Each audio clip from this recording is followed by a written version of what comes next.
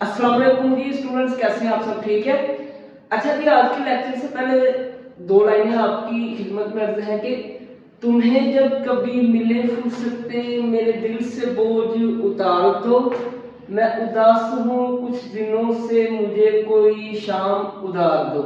ठीक है, इसके साथ ही हम लेक्चर शुरू करते हैं। अच्छा जी, तो एक स्टूडेंट्स का ना कमेंट आया था मुझे कि सर जी पेपर की टाइमिंग और रोल नंबर लिखने के तरीके पे बात करें। बात उनका कमेंट बिल्कुल वैलिड था क्योंकि एमटीएस का तरीका थोड़ा सा कॉम्प्लिकेटेड है। ठीक है, उसी पे आज हम बात करेंगे। आज के टॉपिक में हम जिस चीज पे बात करेंगे वो है पेपर टाइमिंग, रोल नंबर लिखने का तरीका, एमटीएस की जो कॉपी कलर है, सबसे अहम चीज।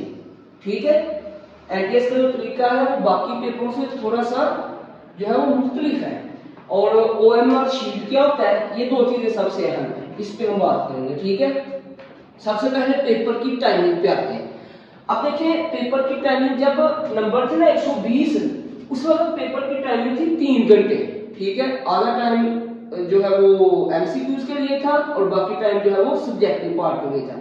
क्योंकि लेकिन अभी आपको पता है कि पेपर टाइमिंग नंबर हो गया 100 नंबर हो गया। ठीक है, 100 20 नंबर कम हो गया, तो जाहिर है अब जो पेपर की टाइमिंग है वो उस पर भी फर्क पड़ेगा। तो अभी पेपर की टाइमिंग क्या होगी, 2.5 घंटे हो गई होगी। ठीक है, क्योंकि जब उन्होंने अनाउंसमेंट किया 100 नंबर का पेपर, उसके बाद अभी तक पेपर नहीं हुए। अभी सप्लीमेंट्री के पेपर है, उसमें चीजें ज्यादा वाज़ेह हो जाएगी, लेकिन आपने यही ध्यान में रख के चलना है कि 2.5 घंटे का पेपर है। ठीक है, अब 100 नंबर में क्या होगा कि 50 नंबर का एमसीक्यू है, 1 नंबर का एक एमसीक्यू। और एमटीएस की ये तरीकाकार है कि वो 1 नंबर के लिए 1 मिनट एक एमसीक्यूज के लिए, मुमकिन है आपको एमसीक्यूज के लिए 1 घंटे का टाइम दिया जाए। ठीक है, बाकी जो टाइम होगा वो सब्जेक्टिव के लिए होगा, जो 5 नंबर का एक सब्जेक्टिव है और 10 आपको क्वेश्चन आने हैं जो आपने हल करने हैं। ठीक है, तो ये हो गया पेपर टाइमिंग। आपने ज़हन में लेके चलना है कि आपकी पेपर की टाइमिंग 2.5 घंटे हो गई है, उसमें से 1 घंटा एमसीक्यूज के लिए, बाकी सब्जेक्टिव पार्ट के लिए। ठीक है जी, और आपकी स्पीड ज्यादा होनी चाहिए लिखने के लिए। उसके बाद अब जब आप एक क्वेश्चन पेपर पे सबसे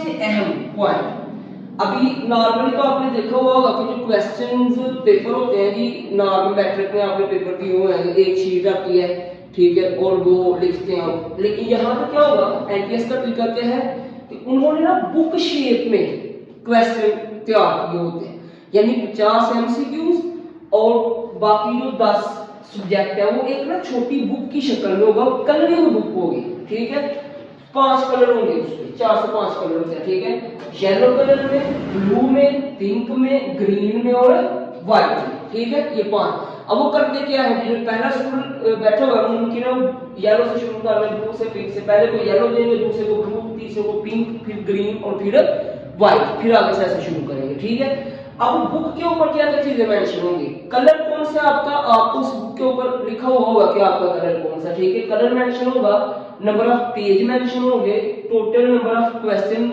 मेंशन होंगे, सबसे अहम चीज क्वेश्चन बुक नंबर। ठीक है, ये चीज आपने ज़हन में रखनी है, ये हमें आगे काम आनी है। ठीक है, ये हो गया क्वेश्चन पेपर जो आपको बुक शक्ल में दी जाएगी, उसमें जो चीजें मेंशन है वो इसके ऊपर आपने नाम वगैरह और वो सारी चीजें लिखनी है, वो तो आपको आइडिया। मैं वो उन चीजों की बात करूंगा जो टेक्निकल है। ठीक है, क्वेश्चन बुक नंबर आप, उसके बाद आपको ना ओएमआर शीट एक दी जाएगी। आपको सबसे पहले ये बुक और ओएमआर शीट इकट्ठी दे दी जाएगी। ठीक है, ओएमआर शीट यानी कि आप कह रहे हैं ऑब्जेक्टिव आंसर शीट। ठीक है, बबल फिल करने वाली। अब उसमें क्या होगा, पहला, उसके बाद 5 ऑप्शन होंगे, ए बी सी डी और ई तक। यहां से आप एमसीक्यूज पढ़ेंगे, वहां पे जो सा होगा वो आप उसको फिल कर देंगे। ठीक है जी, आप उसको फिलअप कर देंगे। दूसरी चीज, जो आपको ओएमआर शीट दी जाएगी ना, उसके ऊपर क्या होगा, मेंशन कीजिए, आपका नाम पहले लिखा हुआ होगा, रोल नंबर लिखा हुआ होगा। ठीक है, पिक लगी हुई होगी, काम फिर क्या करना है, चीजें मेंशन आपने साइन करनी है। अहम चीज, क्वेश्चन बुक नंबर कौन सा, ये जो शीट दी गई है उसके ऊपर एक क्वेश्चन बुक नंबर होगा, वो यहां पे आपने जरूर मेंशन करना है। और दूसरा, colour of the question book, दो चीजें, यानी आपका जोन सा कलर होगा और जोन सा क्वेश्चन बुक नंबर होगा। ठीक है, वो आपने यहां पे ओएमआर शीट पे मेंशन करना है। अगर नहीं करेंगे तो उससे क्या होगा, फर्ज करें आपके पास है येलो कलर, आप अब क्यों ऐसा क्यों है, होगा क्या, येलो में जो एमसीक्यूज होंगे ना और जो ब्लू में एमसीक्यूज होंगे उनकी तरतीब में फर्क होगा। वो जो हम करते हैं ना यार इशारों से, तीसरा कौन सा चौथा कौन सा, वो काम करता है। ठीक है, अब क्या होगा, फर्स्ट करें येलो में जो पहला एमसीक्यूज है ब्लू में वो 5वें नंबर पे होगा, पिंक में वो 8वें नंबर पे होगा, ग्रीन में वो 12वें नंबर पे होगा, व्हाइट में वो ठीक है 14वें नंबर पे होगा। तो इस लेकिन नकल के लिए कल की जरूरत होती है, आप क्या करेंगे कि येलो आपके पास है, फिर देखिए येलो किसके पास है, ठीक है वहां से तो इशारे हो सकते हैं ठीक है जी, लेकिन आपको वहां तक जाने नहीं, आपने अपनी तैयारी अच्छी करनी है। ठीक है, तो ये तरीका होगा। इसलिए येलो कलर और उसका जो बुक नंबर है, ठीक है, वो आप कहां पे मेंशन करेंगे, ओएमआर शीट पे। यहां से फिर वो उनको एमसीक्यूज पता चल जाएगा कि बच्चे के पास कौन सी कॉपी थी, उस तरतीब से उसने एमसीक्यूज किए हुए हैं, उस तरतीब से वो आपके एमसीक्यूज चेक करेंगे। ठीक है जी, यहां तक चीजें समझ आ गई आपको? अगर कोई चीज समझ नहीं आई आप कमेंट कर सकते हैं, मैं आपको इसका उधर जवाब दूंगा। ठीक है जी, अब ओएमआर शीट के बाद क्या होगा, 1 घंटा या 1 घंटा 10 मिनट जितना भी टाइम होगा, उसके बाद वो आपसे ये एमसीक्यूज वाली शीट वापस ले लेंगे। आपने एमसीक्यूज 1 घंटे में हल कर देने हैं। ठीक है, जब वो आपसे शीट वापस ले लेंगे उसके बाद शीट दोबारा वापस नहीं मिलेगी। ठीक है, इसलिए ध्यान से एमसीक्यूज आपने फिल करने हैं और ये काम करना है। उसके बाद क्या होगा कि आपको शीट दी जाएगी आंसर शीट फॉर सब्जेक्टिव। जो सब्जेक्टिव ये बुक आपके पास ही होगी अभी तक। ठीक है, सिर्फ आपसे वो ये वाली शीट ले लेंगे और आपको ये शीट दे देंगे। अब इस शीट में जो सीरियल नंबर लिखा हुआ होगा ना, वो सीरियल नंबर आपने कहां मेंशन करना है, इस बुक के ऊपर। इस बुक के ऊपर स्पेस बनी हुई थी, यहाँ पे आपने अपना नाम वगैरह लिखा होगा, रोल नंबर लिखना होगा, साथ ही आपने यहाँ पे अपना सीरियल नंबर मेंशन करना होगा। ठीक है, ताकि आपका सब्जेक्ट भी तो ट्रेस करना है किसी तरीके से, वो कहां से ट्रेस होगा, आपके सीरियल नंबर से ट्रेस होगा।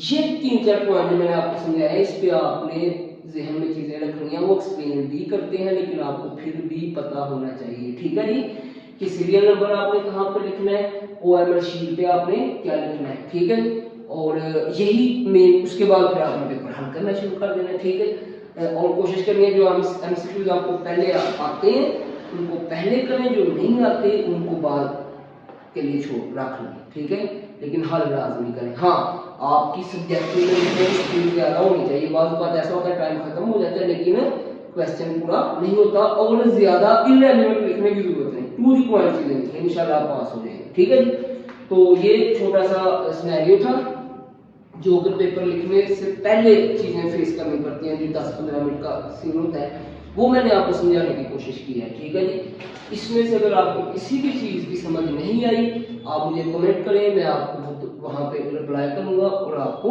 चीजें क्लियर कर दूंगा। ठीक है जी, तो मेन चीज ये थी एमटीएस की ये समझ, इस चीज की आपको समझ आनी चाहिए, और ओएमआर शीट क्या है इस चीज की। ठीक है, कि कहाँ पे क्या चीजें लिखनी है। ओके, जज़ाकल्लाह खैर।